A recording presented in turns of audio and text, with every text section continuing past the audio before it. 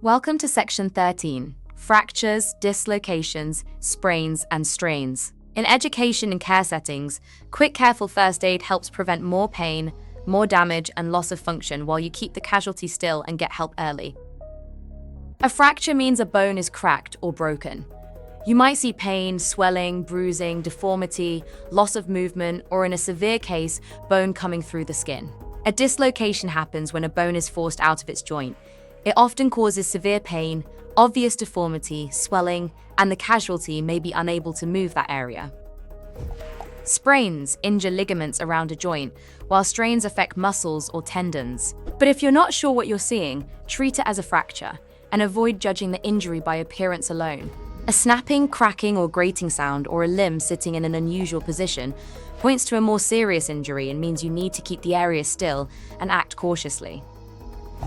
Start by making the area safe, using standard infection control, and checking for any life-threatening problem with DRS ABCD before focusing on the injured limb.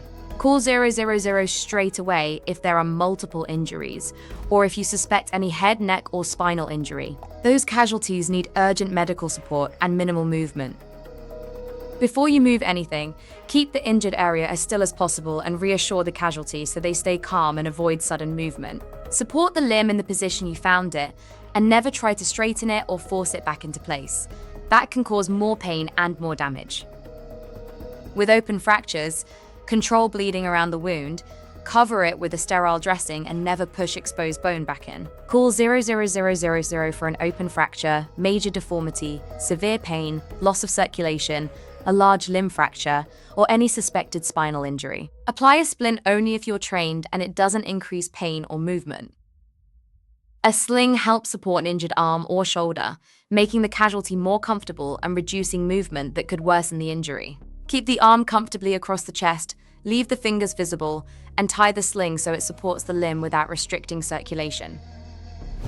Place a rigid or padded splint alongside the injured limb, then secure it with broad bandages above and below the injury. Do not bandage over the injury site, and where possible, support the joints above and below to reduce movement across the whole area.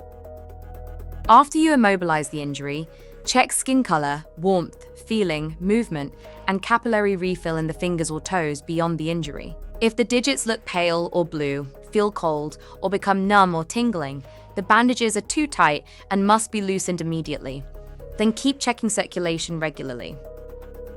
For sprains and strains, use RICER, rest, ice wrapped in cloth, compression, elevation, and referral if symptoms are severe. Keep watching for increasing pain, swelling, circulation changes, and shock.